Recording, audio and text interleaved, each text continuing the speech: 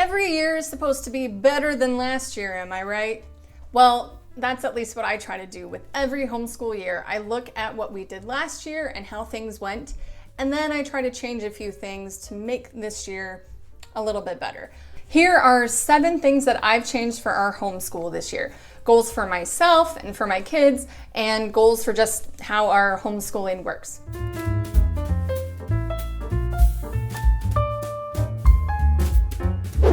So number 1 is consistency. Now, really, if you've been watching my channel, you know that I did a video on this recently about trying to be consistent with homeschooling. And this is definitely something that I really struggle with. And a lot of you guys resonated with that. So is it really a change? Well, yes and no. I'm just continuing with how I've grown in consistency this last year into this year. So what does this look like? Well, the first thing is 4 days of school each week.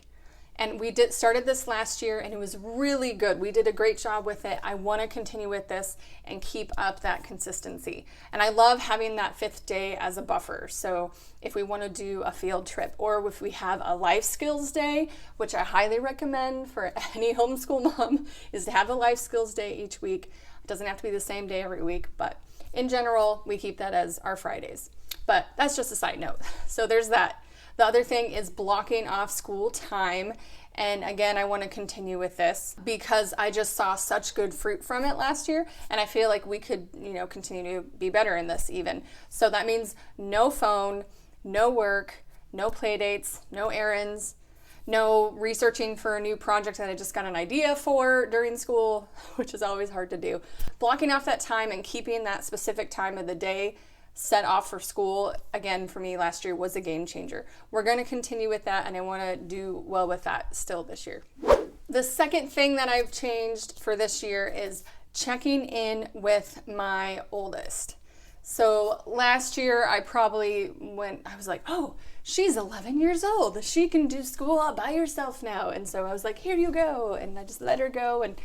And I don't know, she was still around for like our history stuff and our family projects, but other than that, she would just kind of go off and do her own thing. And with that, I noticed her math was just really lacking. I know she didn't want to do it. She often wouldn't finish things. I didn't always check on exactly what she was doing. Like I would get an email and check her grades and stuff, but I wasn't actually really seeing her progress and see how she was doing. I am making sure that I grade her math this year, and I'm really sad that I have to put that back on my plate, but I know that's what we need. She really needs some interaction more with her math rather than her going off and doing it on her own. I want to make sure she's progressing and learning what she needs to be learning. So checking in with my daughter on her math and a few of her other assignments that I'm going to hold her accountable to, I'm going to just add that to my list for the week. I don't have a specific time just yet that I do that for, but it's on my weekly list of checking in with her each day is what I'm trying for a few minutes, but we might move it to like a weekly meeting and whatnot. So yeah. By the way, hey, if we haven't met yet, I'm Ashley here at Joyful Noise Learning, and I love to chat about homeschool, Charlotte Mason inspired homeschool, biblically based homeschool, and encourage you with homeschool planning for those who are inconsistent like I am. So if you like that, I would love for you to subscribe and to stick around. Also, I'm a former English teacher, a current homeschool mom, and I have 3 kids. They are currently in 2nd, 4th, and 6th grade, and we've been homeschooling for 8 years this year. I think this is 8 years, so yeah. Change number 3 is having a clear start time. This is hard. I did not want to do this. I was definitely one of those moms where I'm like, oh, we're just free-spirited. We homeschool so we can start anytime, or we can do homeschool in our pajamas. I don't know. It was more like that when my kids were little, and I think that's a good time for things to just be relaxed and just to do life. But as my kids are getting older, I'm seeing a need for a clear start time, basically. For myself, because I can get easily distracted and get stuck checking things on my phone until too late into the morning. Or my kids, they get into doing something what they're doing, and then I have to say, oh, it's time to start school, and they're like, oh, Mommy, you're interrupting us. And then it just takes forever to get started. So I realized that I needed to just get some better discipline in this area and start earlier in the day. My rebellious, slow morning start person self was fighting against this with every fiber of my being, but we have afternoon activities and classes several days a week. And I do not want to be doing school at 5 in the afternoon or evening when my brain is mush and their brain is mush and everybody's just crying and just wants to be done. So I find that starting a little bit earlier, even half an hour or an hour earlier than we normally would, has helped us so much. We're 4 weeks into our school year and I've already seen a good change. So it makes us kind of tired because we're getting up earlier than we like, but overall I think it's been so much better. Also, if we start earlier, we're not feeling as rushed before we get to our afternoon activities. And that's how I felt last year. You know, we were starting not until like 9:30, maybe 10, sometimes 11 in the morning, and we had to be somewhere we had to leave the house by 12:30. That gives us an hour, hour and a half, maybe 2 hours to get everything done. And we would get it done, or I would have to skip something, or we were just rush through, and I was just that mom. Oh, you know that mom. Do you know what she's like? Where she's like, come on guys, we gotta go. Get your math done now. Okay, go do your reading now. Okay, we gotta do that. And like, how do kids feel when they get that mom pushing them? Nobody's gonna want to do anything. And it's not peaceful, it's not relaxing, and I didn't like those days that I had like that. So I know this year we needed to change that and we needed to start earlier. So I get my kids up at about 7:30 now, which now that they're older, they're sleeping till like 8:30 or 9. So 7:30 is kind of early for them. But the perk is they go to bed earlier and that gives me more time in the evening with my husband. And that's been kind of nice too. Number 4, I think we're on number 4. Is to have a clear end time. Alrighty, what a novelty. So again, I like to try to be that more relaxed mom, but having that clear start and clear end time, it gives us a structure that we can work around so we know what to expect. And I know with some of my kids, having that clear end time has helped them like understand, oh, we're not going to be doing school forever today. If I work on this now and get it done before a certain time, I can have free time later. So I tried something just this last week where their screen time was only from 3 p.m. to 4 p.m. So if they got all their schoolwork done by 3, then great, they had an hour of screen time from 3 to 4. But for those who didn't get it done, they had to keep working on their schoolwork at 3 until it was done. And some of them finished and they got, 30, 45 minutes of screen time. But if they didn't finish it and they had to work on school until 3:55 or 4 p.m., they missed out on their screen time. They were then done with school, which was great, but they missed out on that reward. So this was so good because it makes me less of the bad guy. It is putting the responsibility on them to do their work. And it's not me saying, get it done, get it done, get it done. Because they have no natural consequences if I'm constantly doing that. But if they have a natural consequence or reward, like their reward is, oh, if I get it done, I get to play my games. If I don't get it done, I don't get to play my games. That's the consequence. And they get to live through that on their own. So I'm really excited for what this is going to be teaching them and how it's going to help us get our school done at a decent time. I borrowed this from Rachel at our homeschool plan, by the way. She has something similar where she has that time in the afternoon. If they haven't finished school, then they work on it then. Okay, change number 5 is move all the math stuff downstairs. It's a simple change, but it's helped a lot because we used to have every single thing my kids needed for the school day in the corner in the dining room. We had all the stuff there, and I didn't have a very big space to store all the things, so things were just getting shoved in there. There were books sitting on top, and things were spilling out onto the floor, and our math manipulatives take up a lot of space. So I decided that I'm moving all the math stuff to the basement, and we'll just always do math in the basement, or we can grab our stuff and go somewhere else if we need to.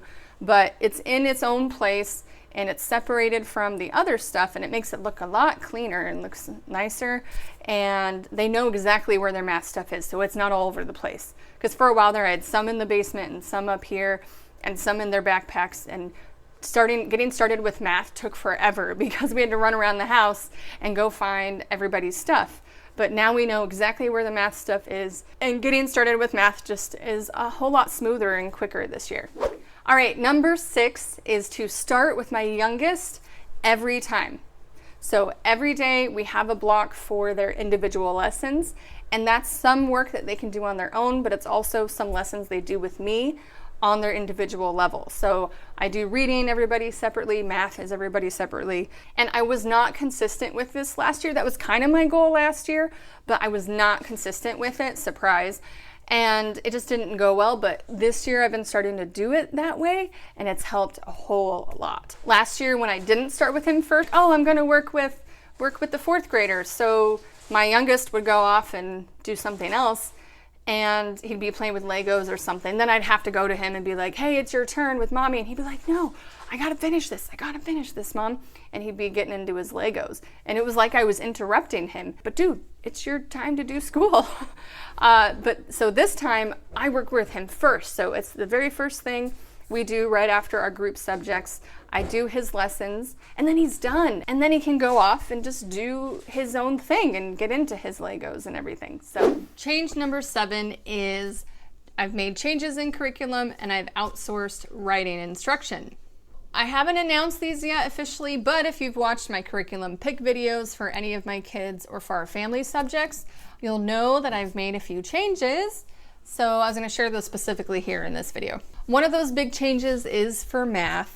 And for my oldest, I feel so bad for her. I've switched her math so many times, but we're going to stick with this. I've picked something that I think we can do for the long run. And it is a good, thorough program, and I think is what we're looking for. She used to do teaching textbooks, but I felt like it was time to move on to something else, and we're doing Saxon. So we're doing Saxon 7-6 along with Nicole, the math lady, and she's been doing it for about 4 weeks now, and I really like it. And she doesn't love it, but she never loves any math curriculum, but she's really good at it, and she's getting it, and she says she likes reading the book and doing it straight from the book sometimes.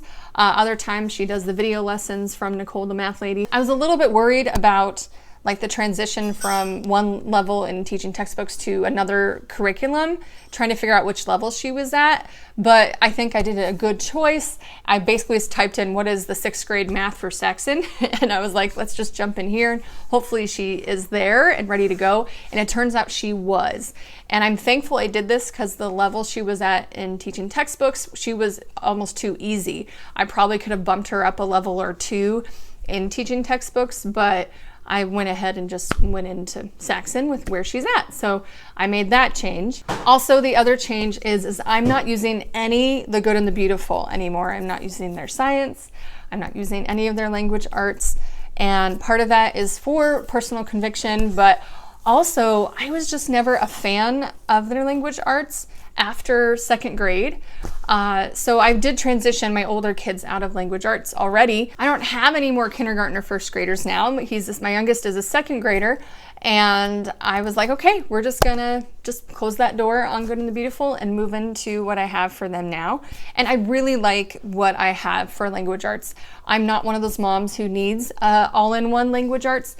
I did do a video on how to do language arts with different curriculums. I did a video on that here with Megan from Pennies and Salt if you want to learn more about that. So we're using several different curriculums like IEW, all about reading, all about spelling, copywork, Rod Staff spelling, and then just our read alouds and what we do for literature. We've switched to IEW, which is Institute for Excellence in Writing. I've had my eye on this for several years, but never jumped in, partially because I didn't think my kids were ready yet, but I think they're ready now. Especially my 9-year-old who's in 4th grade. He's doing the structure and style, and he's doing the streaming lessons. And that has been great because I don't have to teach it to him. It's something I can take off my plate. I can talk to him about it if he has problems or check his work afterwards, but he doesn't need me to sit with him for 30 minutes to an hour each time he does a lesson. So that's been nice to be able to take that off my plate, and it's working really well. I'm really proud of how he's been doing over the last 4 weeks with this program. And my 6th grader is going to be doing a local writing class who's using IEW.